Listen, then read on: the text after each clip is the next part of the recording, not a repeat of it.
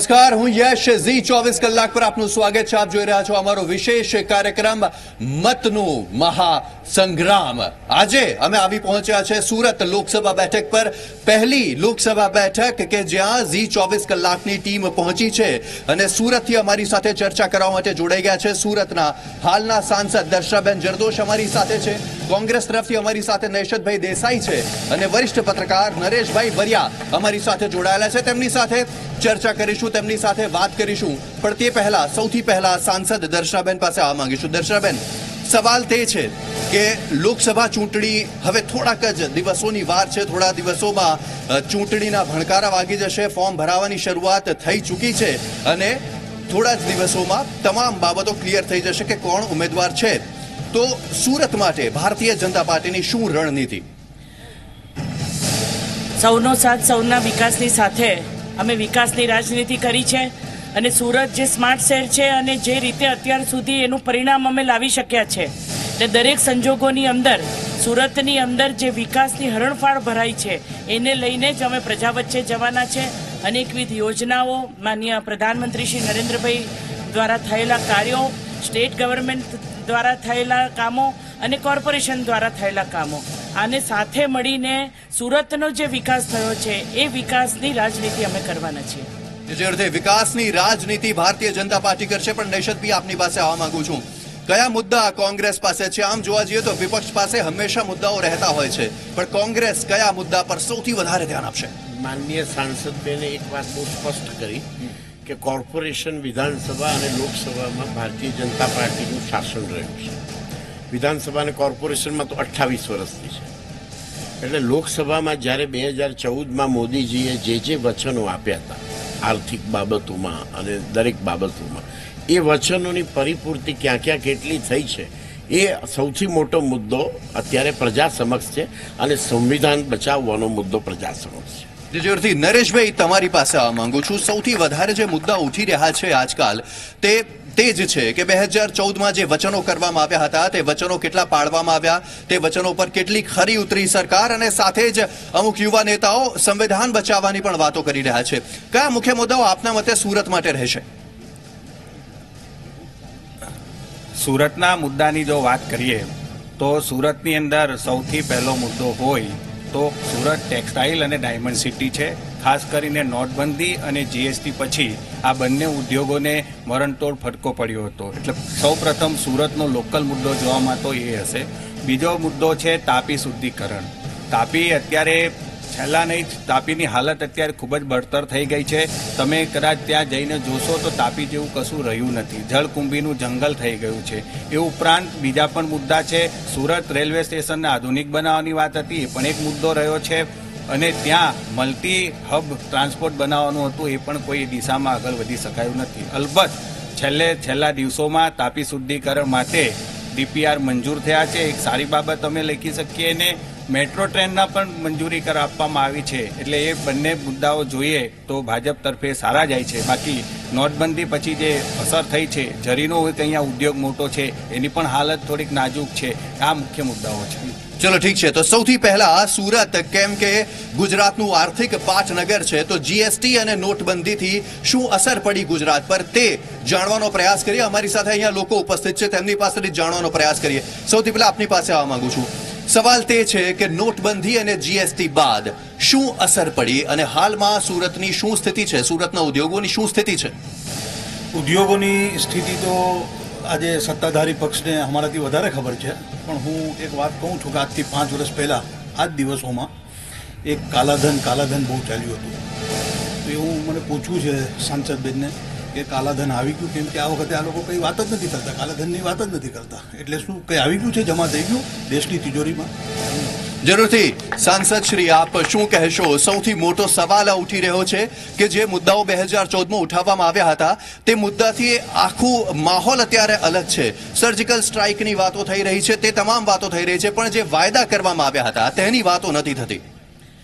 સૌ પ્રથમ તો જે છેલ્લો વાયદો કોંગ્રેસ દ્વારા થયો છે ને, જેમાં પૈસા જમા કરાવવાની વાત છે, એ એકાઉન્ટ જ ભારતીય જનતા પાર્ટીએ ખોલ્યા છે. ગરીબોને બેંક સુધી પહોંચાડવાનું જો કોઈ કામ થયું હોય ને તો એ નરેન્દ્રભાઈની મોદીની સરકારમાં થયું છે.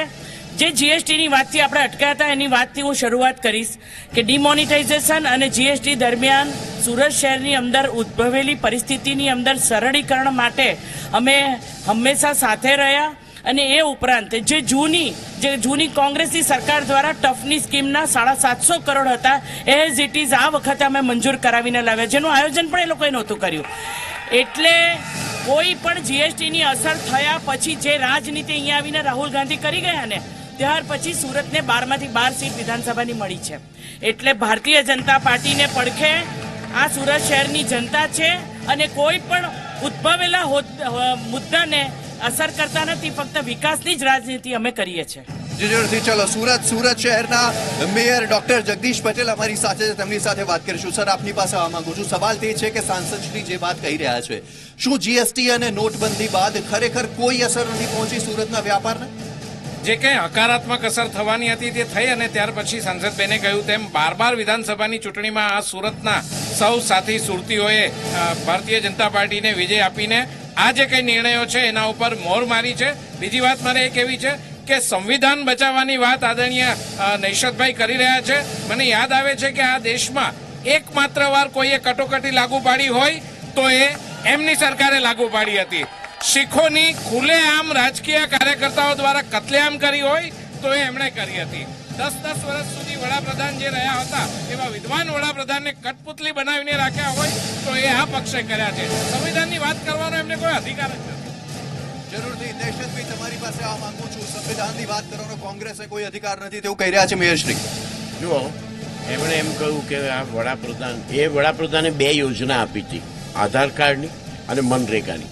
બંને યોજનાનો તત્કાલીન માનનીય મુખ્યમંત્રી મોદીજીએ સખત વિરોધ કર્યો હતો, પણ પ્રધાનમંત્રી બન્યા પછી આનંદની વાત છે કે બંને યોજનાને મોદીજીએ ખૂબ સારી રીતે લાગુ કરવાના પ્રયાસ કર્યા છે. કેમ, શા માટે? પ્રશ્ન અહીંયા એ છે કે એમણે કટોકટીની વાત કરી. તે વખતના પ્રધાનમંત્રીજીએ પછીથી કટોકટી એ મારી ભૂલ હતી એમ સ્વીકાર્યું હતું.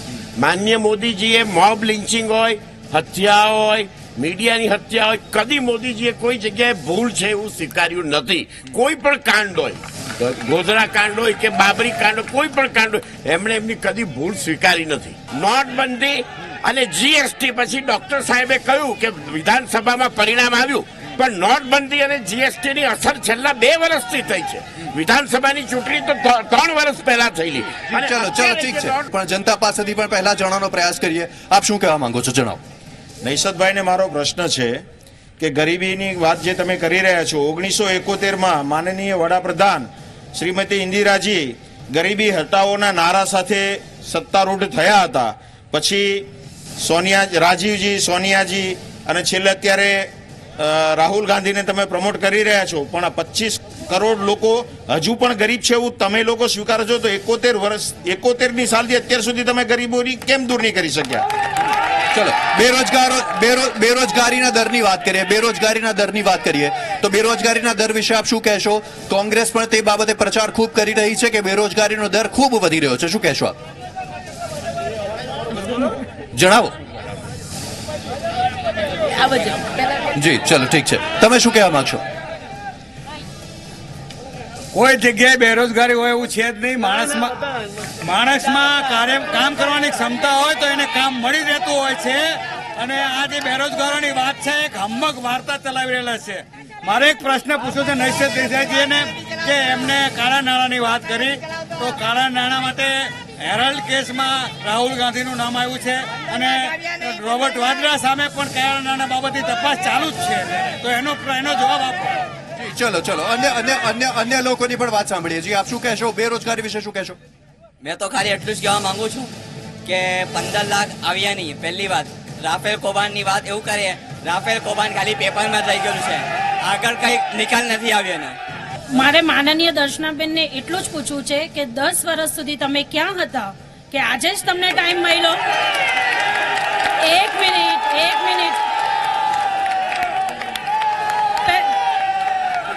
મને આન્સર જોઈશે તમારા પાસેથી. એક મિનિટ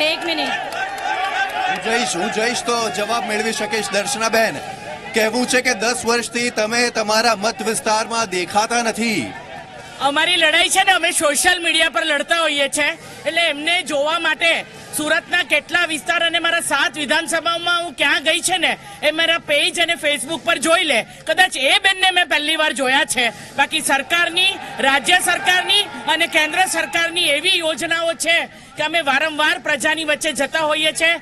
કોર્પોરેશનના ઓપનિંગો હોય, રાજ્ય સરકારના મુખ્યમંત્રી સાથેના કાર્યક્રમો હોય કે પ્રધાનમંત્રીના કાર્યક્રમ હોય. આ જે યોજનાઓ છે, જે છેલ્લી યોજના જે લોન્ચ થઈ કે જેની અંદર આયુષ્યમાન યોજના અને જે સરકારની કિસાન સન્માન નિધિ કે 6,000 રૂપિયામાંથી 2,000 રૂપિયા સીધા એમના ખાતામાં જમા થયા. આ બધા જાહેર કાર્યક્રમો છે અને આ જાહેર કાર્યક્રમોમાં પણ એમને જો હું ના દેખાતી હોઉં તો તપાસ ચશ્માની એમણે કરાવવી જરૂરી છે. જરૂરથી પાટીદાર મતદારો સુરતમાં સૌથી વધારે છે. પાટીદાર મતદારો ઘણા બધા છે. ધાર્મિક માલવિયા અમારી સાથે જોડાયા છે, તેમની સાથે વાત કરીશું. ધાર્મિક શું કહેશો આપ? મારો બેનને પ્રશ્ન છે, યુવાનોની રોજગારીની વાત છે. સરકારી સ્કૂલ કોલેજો માટે પણ આગળ એક યુવા મિત્રએ વાત કરી. હજુ સુધી ભારતીય જનતા પાર્ટીના શાસનની અંદર 10 વર્ષથી બેન અહીંયા સુરતમાં સાંસદ તરીકે છે. એક પણ સરકારી કોલેજ કે કોઈ યુનિવર્સિટીની વાત થાય તો પ્રાઇવેટ યુનિવર્સિટીઓ બનાવી રહ્યા છે, પરંતુ સરકારી કોઈ જ કોલેજોને માન્યતા મળતી નથી. ખાસ આઈટી પાર્ક માટેના નાણાં છેલ્લા ઘણા વર્ષોથી ફળવાઈ ગયા છે, પરંતુ એ આઈટી પાર્ક ગુમ છે. એટલે ખરેખર એ બાબતે જાગૃતતા લાવવાની જરૂર છે. આજે યુવાનોના રોજગારીની વાત થાય છે. NSSOનો રિપોર્ટ છે, 4 કરોડ ને 37 લાખ રોજગાર લોકો બેરોજગાર બન્યા છે. ત્યારે રોજગારીના નામે આજે વાત થઈ રહી છે. 15 લાખની વાત ભૂલાઈ ગઈ છે. એટલે ખરેખર જે જૂના 2014ના મુદ્દાઓ હતા એ એક પણ વાયદાઓ સરકાર તે મુદ્દા ભૂલાઈ ગયા છે. જી જણાવશો આપ શું? હું દર્શનાબેનના સુરતમાં 10 વર્ષના કરેલા કામોની વાત કરું ત્યારે સુરતને ઇન્ટરનેશનલ એરપોર્ટ આપવાનું સૌથી મોટું કામ સુરતના સાંસદે કર્યું છે. સુરતની તાપી નદીને સ્વચ્છ બનાવવા માટે 900 કરોડ કેન્દ્ર સરકારમાંથી લાવ્યા છે. મેટ્રો માટે સુરતમાં 1000 કરોડનું કેન્દ્રનું શાસન આપેલું છે. આ સાંસદ એરપોર્ટની વાત થઈ રહી છે. ત્યારે આપની પાસે આ માંગુ છું નરેશભાઈ. સવાલ તે છે, એરપોર્ટ મળ્યું સુરતને, કેટલું ઓપરેશનલ છે એરપોર્ટ, કેટલું ફાયદો આપે છે સુરતને તે એરપોર્ટ મળ્યું છે અને ઇન્ટરનેશનલ ફ્લાઇટ પણ ધીમે ધીમે શરૂ થઈ રહી છે. હવે એરપોર્ટ ધમધમતું થતાં સુરતના લોકોને, વેપારીઓને અને તમામ વર્ગને એનો ફાયદો મળતો થયો છે. એ સ્વીકાર. જી દર્શનાબેન. હાજી 2009 થી 2014 સુધી 72 સીટનું એક ફ્લાઇટ અને એની સામે 72 અલગ અલગ કનેક્ટિવિટી અને એ પણ ઇન્ટરનેશનલ. એટલે કોઈ એરલાઇન કંપનીએ એક સાથે 6 શહેર સાથે જોડાણ કર્યું હોય ઇન્ડિગોએ, એવી કોઈ ઘટના આખા ભારત દેશમાં હોય ને તો ફક્ત સુરતમાં છે. અને સુરતનું પોટેન્શિયલ એટલું છે કે એના ઇન્ફ્રાસ્ટ્રક્ચરના પૈસા 2009 થી 14માં અમે નહીં કઢાવી શક્યા. અને ત્યાર પછી જ્યારથી એરપોર્ટની અંદર જે ઇન્ફ્રાસ્ટ્રક્ચર તૈયાર થયું અને ત્યાર પછી જે પ્રાઇવેટ એરલાઇન અને એની સાથેની કનેક્ટિવિટી છે, આજે જ પેપરની અંદર જાહેરાત છે કે 6 શહેરો, ભોપાલ સહિતના 6 શહેરો 2,500 થી 3,000 વચ્ચેના ભાડામાં 7 ફ્લાઇટની આજે જ જાહેરાત છે. એટલે જે કનેક્ટિવિટીની વાત છે એમાં સ્ટેશનની કનેક્ટિવિટીની હું એનાથી આગળ વધીને કહું કે 2014 સુધી રેલવે પર બંધાયેલા આરો બ્રિજની મંજૂરી પણ નહોતી મળી. રેલવે પર આવીશું. પહેલા એરપોર્ટનો મુદ્દો પતાવી લઈએ, બાદમાં રેલવે પર પણ આવીશું. નૈશદભાઈ, સવાલ તે છે, એરપોર્ટ થી કેટલો ફાયદો પહોંચ્યો સુરતને? આપ માનો છો કે દર્શનાબેનના કાર્યકાળમાં સારું કામ થયું એરપોર્ટ માટે? જો એરપોર્ટની જગ્યા તો સરકારે 40 વર્ષ પહેલા પ્લાન કરેલી, પરંતુ ભાજપને આ અવારનવાર ફ્લાઇટ ફ્રીક્વન્સી કરવા માટે ભાજપને 40-30 વર્ષ લાગ્યા. ચોક્કસ હમણાં છેલ્લા 3-1 વર્ષમાં ફ્લાઇટ ફ્રીક્વન્સી થઈ છે. પણ એનું કારણ છે કે પોપ્યુલેશન વધ્યું છે આપણા સુરતમાં એટલી લોકોની અવરજવર વધી છે, એને કારણે ફ્લાઇટ ફ્રીક્વન્સી થોડી. તો પણ એ અવર જવર વધવાનું કારણ હશે, વ્યાપાર વધ્યો હશે, તેથી અવર જવર વધી હશે. સુરત તો સાહેબ 2000 વર્ષથી બિઝનેસ ટાઉન છે સુરત, પણ છેલ્લા 5-10 વર્ષનો પ્રોગ્રેસ સુરતનો જે છે, જે બેઝિક ધંધા, જરી ઉદ્યોગ હોય કે હીરા ઉદ્યોગ હોય કે કાપડ ઉદ્યોગ હોય, એમાં કોઈ પ્રોગ્રેસ દેખાતો. MSME સેક્ટરનો પ્રોગ્રેસ નથી તેમ આપનું કહેવું છે? સ્મોલ સ્કેલનો પ્રોગ્રેસ તો છે જ નહીં, કારણ કે જીઆઈડીસી, એક પણ જીઆઈડીસી એમણે 30 વર્ષમાં ઊભી કરી નથી. નાના ઉદ્યોગો માટે કોઈ આયોજન. સ્મોલ સ્કેલ જે બિઝનેસ છે તેના વિશે તેઓ કહી રહ્યા છે. હીરા બુર્સ में નાના ઉદ્યોગકારોને અહીંયાથી હીરા ખરીદવા માટેનું હીરા બુર્સની પરમિશન મળી હોય તો આ વખતે મળી છે. જેટલું ઇન્ફ્રાસ્ટ્રક્ચર માટે અને પીપીપી મોડેલના સ્ટેશનના ટેન્ડર બહાર પાડવાથી માંડીને જે ગ્રોથ સુરત શહેરનો થયો છે એવો ગ્રોથ સ્માર્ટ સિટીનો બીજા કોઈ શહેરનો નથી થયો. જેમ અત્યારે જ કહેવાયું કે 981 કરોડ ઓલ ઓવર ઇન્ડિયાની અંદર કોઈ તાપી શુદ્ધિકરણના અને જે રિવરફ્રન્ટના ડેવલપમેન્ટની જે વાત કરી રહ્યા છે એના માટેની કોઈ રકમ જો મંજૂર થઈ હોય તો ફક્ત ને ફક્ત સુરત શહેર માટે મંજૂર થઈ. પણ દર્શનાબેન, તાપી શુદ્ધિકરણ એટલું થઈ ગયું કે એટલી રકમ ફાળવાઈ ગઈ કે તાપી જ સુકાઈ ગઈ. તાપીમાં પાણી નથી. તાપીની અંદર જે સુએજ ટ્રીટમેન્ટ પ્લાન્ટ દ્વારા અને જે આગળના ગામડાઓ દ્વારા જે કંઈ પાણી છૂટે છે અને એ બધાનો જ રીપ્લાન્ટ કરીને આખું ઉપરવાસથી માંડીને એના તટ સુધીના રીપ્લાન્ટ કામગીરીની બધી જ રૂપરેખા તૈયાર થઈ ગઈ છે અને એના આધારે જ 981 કરોડ રૂપિયા મંજૂર. કામ ક્યાં સુધી ચાલુ થશે? આ આચાર સંહિતા પતે એટલે તરત જ આ કામ શરૂ થઈ જશે. જી જરૂરથી. ચલો ફરી એરપોર્ટ વાળા મુદ્દા પર આવીએ. અમારી સાથે આરટીઆઈ એક્ટિવિસ્ટ છે કે જે આ મામલે ઘણી બધી વિગતો ધરાવે છે. જે જણાવશો એરપોર્ટ બાબતે સુરતને કેટલો ફાયદો પહોંચ્યો? એરપોર્ટ બાબતમાં કોંગ્રેસ તો જો કે જસ્ટ લઈ જ ના શકે, પણ જે કામ સુરતના જાગૃત નાગરિક થઈને સુરત એરપોર્ટ એક્શન કમિટી થઈને જે કરેલા છે એમાં દર્શના જરદોશબેન પણ ના નહીં પાડી શકે. કારણ કે એમને જેટલા સીઈઓ એરલાઇન્સ વાળાને જે મુલાકાત કરીને રૂબરૂ જે ચર્ચા કરી હોય એનાથી 10 ગણા વધારે સુરતના જાગૃત નાગરિકના રૂપમાં અમારે જે સંગઠન છે અમે જે સીઈઓને મળ્યા છે એ લોકોને યારે ચર્ચા કર્યા છે. અને સુરત ઇન્ટરનેશનલ ફ્લાઇટ માટે પણ ઓછામાં ઓછા 10 વાર તો મેં સીઈઓને મળ્યા છે. દર્શનાબેન તો કદાચ 2 વાર મળ્યા હશે. એટલે જે સુરત ઇન્ટરનેશનલ એરપોર્ટ હોય કે સુરત ડોમેસ્ટિક એરપોર્ટ હોય એને જે વિસ્તૃત કરવાનું હોય એને બીસીએસ બનાવવાનું હોય એમાં જે ખાલી ભાજપ લેવાની વાત છે તો ખોટી વાત છે. સુરતના જાગૃત નાગરિકે બનાવ્યા છે ને ગૂગલ કરશો તો પણ ખબર પડશે સુરત એરપોર્ટ જોડે કોને નામ સંકળાઈ ગયેલા છે. આ વસ્તુમાં મને જવાબ આપે. જરૂરથી. ચલો તે મુદ્દો પણ ઉઠાવીશું. પણ આપની પાસે જાણવા માંગુ છું કે દર્શનાબેન જરદોશે 10 વર્ષના તેમના કાર્યકાળમાં સુરત શહેર માટે શું કર્યું?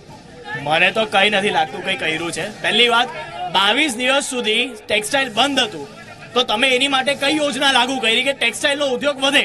બરાબર, કેન્દ્રની સરકાર જ્યારે કોંગ્રેસની હતી ત્યારે આ ધંધા ટેક્સટાઇલ બધું અહીંયા સ્થાપિત થયું હતું. તો એ બધું તમે કઈ યોજના કરી કે ધંધા આગળ જાય? એવી એક યોજનાનું નામ આપો કે તમે તમારા અહીંયા સુરતના ટેક્સટાઇલ માટે તમે આગળ લઈ જવા માટે એને લાગુ પાડી હોય. જીએસટી લાગુ પાડી, ધંધો ભંગાઈ ગયો. નોટબંધી લાગુ પાડી, ધંધો ભંગાઈ ગયો.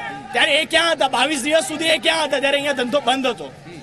દર્શનાબેન, સાડીઓ બને છે, પ્રધાનમંત્રીના ફોટાવાળી સાડીઓ બને છે, સૈનિકોના ફોટાવાળી સાડીઓ બને છે, પણ ટેક્સટાઇલ ઉદ્યોગ માટે શું કર્યું કે જેથી તેનો વિકાસ થાય, વધારે મોટા પ્રમાણમાં ટેક્સટાઇલ ઉદ્યોગ આખા દેશમાં આખા વિશ્વમાં વિકસે? સૌ પ્રથમ તો જ્યારે જીએસટી દાખલ થયું ત્યારે આખા દેશને એક ટેક્સ હેઠળ લાવવા માટેના જે પ્રયત્નો થયા એમાં ટેક્સટાઇલ હંમેશા એક્ઝામ્પશન હતું. એટલે એ પ્રક્રિયાના સરળીકરણ માટે અને લોકોને આદત પડવા માટેનો જે સમયગાળો થયો અને જુદા જુદા સ્લેબ હતા, કોઈ 5% હતું, કોઈ 12% હતું, કોઈ 18% હતું. આ દરેક પ્રક્રિયાની અંદર અમે સાથે રહ્યા અને આખી ઇન્ડસ્ટ્રી પણ જાણે છે. જે પહેલાં જ મેં કહ્યું કે ટફની સ્કીમ જે 2009 થી 2014ની અંદર જે જાહેર કરેલી કે જૂની મશીનરીને ફેરવવાની, એ પૈસા પણ અમે 2014 પછી આપ્યા. જે એરપોર્ટની વાત થતી હતી એ બધા એક્ટિવિસ્ટો 2009 થી 2014માં ક્યાં ગયા હતા નથી ખબર. 14 પછી જ પરિણામ મળ્યું છે. કારણ કે પહેલી જ એર ઇન્ડિયાની ફ્લાઇટની અંદર અહીંયાના ઉદ્યોગપતિઓ દ્વારા 3 કરોડની ડિપોઝિટ મુકાઈ અને એના દ્વારા શ્યોરિટી મળી કે 112 સીટો અમે કમ્પલસરી અમે અહીંયાથી ખરીદાશે. અને ત્યાર પછી જે ઝડપે પ્રગતિ પકડી છે અને એ જે ઇન્ફ્રાસ્ટ્રક્ચર એરપોર્ટના કનેક્ટિવિટી માટે અને જેના ડેવલપમેન્ટ માટે જરૂરી હતું એની નીતિઓ બદલાઈ. કારણ કે નરેન્દ્રભાઈ એવું કીધું છે કે હવાઈ ચંપલ પહેરનારા પણ હવાઈ સફર કરી શકશે. એ ફક્ત ને ફક્ત શક્ય બન્યું હોય તો નરેન્દ્ર મોદીની સરકારમાં બન્યું છે. અહીંયા ઘણા બધા લોકોની તેવી ફરિયાદ છે કે હું તેમની પાસે નથી જતો. ઝી 24 કલાક કોઈ પ્રકારનો અન્યાય નથી કરતું. જી જણાવવા માંગશો, આપ શું કહેવા માંગો છો? આપ શું કહેવા માંગો છો? જી, શું છે કે સંવિધાનના વારામાં જ્યારે હોય ત્યારે આ લોકો સંવિધાન કરે છે. આ સંવિધાનનો આશરો લઈને કેટલા વર્ષ સુધી આ દેશ ચાલશે? શું એક ગ્રુપના માટે જ સંવિધાન છે, બીજા લોકો માટે સંવિધાન નથી? જ્યારે હોય ત્યારે એક સમુદાય સંવિધાનને લઈને ચાલ્યા રાખે છે, લોકોને બધું ફ્રીમાં જ જોવે છે. આપ શું કહેશો? एकदम टुकू ने टच, एकदम टुकू ने टच. जो अमेरिका मोदी को नहीं देता था वीजा, वो बोल रहा है आजा जीजा खा ले पिज्जा. જી આપ શું કહેવા માંગો? શૌચાલય ફ્રી 12,000. જ્યારે બાળકનો જન્મ થાય એના માટે 6,700 ફ્રી. ત્યારબાદ જે કંઈક કિસાનો માટે 6,700 ફ્રી અને એ બધું આવ્યું છે ક્યારે કે અમે જ્યારે એવું નક્કી કર્યું છે કે જ્યાં સુધી મશીનમાંથી આલુ ન નીકળે અને ફોનું ન બને અને જ્યાં સુધી મોડીફાઈ જ્યાં સુધી મોડીફાઈ 15 લાખ જમા ન કરે ત્યાં સુધી અમે મોડીફાઈને વડાપ્રધાન તરીકે હટાવવાના નથી. જ્યારે કોંગ્રેસ સરકાર વિકાસની વાત કરે છે ત્યારે કોંગ્રેસના રાજમાં દર 4 કિલોમીટરે 2 આવાસ જોવાની મળતા હતા. એકવાર ધ્યાન દોરી જોજો, દર 2 કિલોમીટરે 4 તો નહીં પણ 40 આવાસ જોવા મળે છે. જી મારો અહીંયા ઉપસ્થિત કોંગ્રેસના મિત્રો તથા ભાઈ શ્રી નરસિંહભાઈ દેસાઈને એક જ પ્રશ્ન છે કે કોંગ્રેસનું વર્ષો સુધી આ દેશ ઉપર શાસન રહેવા છતાં પણ તમે લોકોને જરૂરી બેઝિક સુવિધાઓ, ઇલેક્ટ્રિફિકેશન, રોડ રસ્તા જેવી સુવિધાઓ પૂરી ના પાડી શકતા હો તો એ કોંગ્રેસ માટે શું શરમજનક સ્થિતિ નથી વર્ષો સુધી શાસન કર્યા પછી? જી જી જી આપણે મારે કોંગ્રેસના મિત્રોને એટલું જણાવવાનું કે એ લોકો ઘરેથી જે સારા રોડ રસ્તાની સુવિધા લઈને અહીં સુધી પહોંચ્યા છે ને એ માત્ર ને માત્ર ભાજપ સરકારની દેન છે. કોંગ્રેસના રાજમાં જે નૈસદભાઈ આપણા 10 વર્ષ દર્શનાબેન ક્યાં હતા એનો સવાલ કર્યો તો ગયા વખત 5 વર્ષ પછી નૈસદભાઈને જ્યારે ઉમેદવાર ડિક્લેર કર્યા ત્યારે એમણે ચૂંટણી લડવાની જ ના પાડી દીધેલી હતી. તો દેખાતા નહોતા તો તમે ઉમેદવાર તરીકે ડિક્લેર થયા ત્યારે તમે લડવાની કેમ ના પાડી? બેરોજગાર માટેનો જે પ્રશ્ન આવ્યો તો અત્યારે જે લોકો બેરોજગાર લખાવે છે અત્યારે ફોર્ચ્યુનરમાં ફરતા થઈ ગયા છે. એવા બેરોજગારોની વાત કરો છો તમે? જી જરૂરથી તમારી પાસે આ માંગ્યું શું કહેવા માંગો છો આપ? જી જી જી આ ચૂંટણી લોકસભાની ચૂંટણી છે, હિન્દુસ્તાનની ચૂંટણી છે. હિન્દુસ્તાનની સીમાડાની રક્ષા કરવા મજબૂત વડાપ્રધાન નરેન્દ્રભાઈ મોદીની જરૂરિયાત દેશને છે. આપણે જોયું છે કે 26/11ના હુમલા થયા. આ કોંગ્રેસ જ્યારે પણ આતંકવાદી હુમલા પાકિસ્તાન કરતું હતું ત્યારે હમ દેખેંગે ચેતવણી દેતા હતા. પહેલી વાર હિન્દુસ્તાનમાં એવા વડાપ્રધાન મળ્યા છે કે ડંકાની ચોટ પર પાકિસ્તાનમાં જઈને પણ બોમ્બ ધડાકા કરી આતંકીઓના ખાત્મો બોલાવી દીધો છે. તમે શું કહેવા માંગો છો? સર્જિકલ સ્ટ્રાઇક ઘણો મોટો મુદ્દો ઉઠી રહ્યો છે, શું કહેશો? સર્જિકલ સ્ટ્રાઇક નહીં, પાકિસ્તાનના જે ભૂક્કા બોલાવો જોઈતા હતા પણ મોદી સાહેબ પ્રેમપત્રો લખવામાં જ રહ્યા છે. બીજું દર્શનાબેનને મારા ખાસ પ્રશ્ન છે કે 2009થી સાંસદ છે, 2009થી 2014 યુપીએ સરકાર હતી કોંગ્રેસ ને કોંગ્રેસની સરકારે સુરતના જે વિકાસ દેખાઈ છે જેટલા હજારો કરોડો રૂપિયા આપ્યા એના પછી 2014થી 2019 ભારતીય જનતા પાર્ટીની મોદી સાહેબની સરકાર હતી એમાં કેટલા રૂપિયા લાવી શક્યા છે? પ્લસ સુરતના લોકસભા વિસ્તારની અંદર કેટલા લોકોના ખાતામાં 15 લાખ જમા થયા છે એ દર્શનાબેન જરદોસ્ત મને બતાવે. જી જરૂરથી. તમે શું કહેવા માંગો છો? આવું તમામ લોકોનો આપણે મત જાણીશું. એક મારી વાત સાંભળો કે 24મી ફેબ્રુઆરીએ અભિનંદનને પાકિસ્તાનની ધરતીમાં પાકિસ્તાનમાં ગિરફ્તાર કરવામાં આવ્યો. 48 કલાકની અંદર પાકિસ્તાનના જ ઓફિસરો વાઘા બોર્ડર અટારી બોર્ડર પર આવીને મૂકી ગયા. કોઈ બીજી સરકારમાં શક્ય બન્યું હોત ખરું? અત્યાર સુધીમાં 70 વર્ષના ઇતિહાસમાં પહેલો બનાવ છે કે 48 કલાકની અંદર આપણો કેદી આપણે ત્યાં પાછો આવી ગયો છે. 48 કલાકની અંદર. બીજા તમે ઇતિહાસ તપાસી લેજો. કોઈ જરૂરથી આ એક ખૂબ મોટો ચૂંટણીનો મુદ્દો ઉઠી રહ્યો છે નૈશદભાઈ. સવાલ તે છે કે હવે તમામ લોકો, દેશની તમામ જનતા તેવું માની રહી છે કે કોંગ્રેસ કરતા ભારતીય જનતા પાર્ટીના શાસનમાં દેશના સીમાડાઓ વધુ સુરક્ષિત છે, શું કહેશો? ઇન્દિરા ગાંધી, લાલ બહાદુર શાસ્ત્રી, અટલ બિહારી વાજપેયી એ ત્રણેય વડાપ્રધાનોમાં દેશના સીમાડા અસુરક્ષિત હતા. દેશનું લશ્કરે એ ત્રણેય વડાપ્રધાનોના આગેવાનીમાં જે કામ કર્યું છે એવું તો ઇતિહાસમાં અમર છે. અને પ્રશ્ન આજે તમે જીએસટી પર ચર્ચા કરો ને, તમે શું કરવા અત્યારે આર્મી લશ્કરના જવાનના મત માંગવા નીકળ્યા છો? લશ્કરના જવાનો પર મત લેવા તમારે ચૂંટણી પ્રચારમાં લશ્કરનો દુરુપયોગ કરવો છે? વાજપેયીજીએ કર્યો તો દુરુપયોગ. જી તો મુદ્દા જે હાલમાં ચર્ચાઈ રહ્યા છે શું તે મુદ્દા ચૂંટણી માટે હોવા જોઈએ? તમને તેવું લાગે છે? મારો દર્શનાબેનને સીધો એક સવાલ પૂછવામાં આવે છે. એમની સાથે ફરતા એમના ડ્રાઈવરે બોગસ આધાર કાર્ડ બનાવ્યું છે, એ તમને ખબર હોય? બધાને ખબર છે. ઉભા રહો. અમે તમને પ્રૂફ સાથે બતાવી શકીએ. અમે સોશિયલ મીડિયા પર એ જે એમ કહે છે ને કે સોશિયલ મીડિયા ચેક કરી લો, અમારી પ્રોફાઇલ બી તમે ચેક કરજો. અમારી પ્રોફાઇલ પર અમે ન્યૂઝના આર્ટિકલ મૂક્યા છે. શું જરૂર પડી એના ડ્રાઈવરને આધાર કાર્ડ બોગસ બનાવવાની? શું કરવું હતું એમને? જરૂરથી. દર્શનાબેન, ઘણા બધા આરોપો અને આક્ષેપો લાગતા આવ્યા છે ભારતીય જનતા પાર્ટી ઉપર, તેમની સરકાર ઉપર. પણ સૌથી મોટો જે આક્ષેપ લાગી રહ્યો છે તે છે કે ઘણી બધી યોજનાઓ જે યુપીએ સમયની હતી, ઘણા બધા કામો જે યુપીએના સમયમાં શરૂ થયા હતા તે હવે જઈને સમાપ્ત થયા છે, ઘણી યોજનાઓના નામ બદલી દેવાયા છે. તો એક રીતે અપપ્રચારનો પણ આક્ષેપ કોંગ્રેસ ઘણી વખત કરતી હોય છે ભારતીય જનતા પાર્ટી પર. ગાંધીજીને શ્રદ્ધાંજલિ આપવા માટે 150 વર્ષની ઉજવણીના સંદર્ભમાં સ્વચ્છ ભારતનું નિર્માણ કરવું એ શું કોંગ્રેસની યોજના હતી? હું એમ કહું છું કે આટલા બહેનોને શૌચાલયની સુવિધા જે મળી છે, જે ઉજ્જવલા 6 કરોડ બહેનોને ઉજ્જવલાની યોજનાનો લાભ મળ્યો છે સીધો, એ શું કોંગ્રેસની યોજના હતી? એલઈડી બલ્બ દ્વારા જે ઘરોની અંદર વીજળીની બચત થઈ રહી છે અને એલઈડીની સુવિધા પ્રાપ્ત થઈ રહી છે, એ શું કોંગ્રેસની યોજના હતી? એટલે ફક્ત કોઈ પણ યોજના થાય એ યોજના નીચે સુધી ગરીબો સુધી પહોંચે અને એ ગરીબને બેંક સુધીનું પગથિયું બતાવીને બેંક સાથે જોડીને ડાયરેક્ટ બેનિફિટ ટ્રાન્સફર દ્વારા એને મળતી સહાય સીધી એના ખાતામાં જમા થાય. કારણ કે રાહુલ ગાંધી પાછા પોતે જ કહી ગયા હતા કે હું 1 રૂપિયો મોકલું છું ને 15 પૈસા પહોંચે છે. એટલે આવી જે કંઈ એ લોકો વાત કરે છે એનો હું સખત વિરોધ. બીજી એક વાત કહું અત્યારે કે સુરત શહેરના ડેવલપમેન્ટની અંદર ઘણા બધા પરિબળો કામ કરે છે. જીએસટીની અંદર રાજનીતિ એ લોકો જ કરવા ગયા હતા. જે દિવસે જીએસટીના હીરાના કારખાના હોય કે ટેક્સટાઇલના હોય ત્યાં એ બધી જ યુનિટો ઉપર રાહુલ ગાંધી ગયા હતા. શું પરિણામ આવ્યું ત્યાર પછી? વારંવાર અમારે કહેવું પડે છે કે આ સરળીકરણની પ્રક્રિયામાં અમે સાથે રહ્યા, જ્યારે તકલીફ પડી એના ઉકેલ આવ્યા વાતચીત દ્વારા અને એના દ્વારા અમે એનું પરિણામ લાવીશું.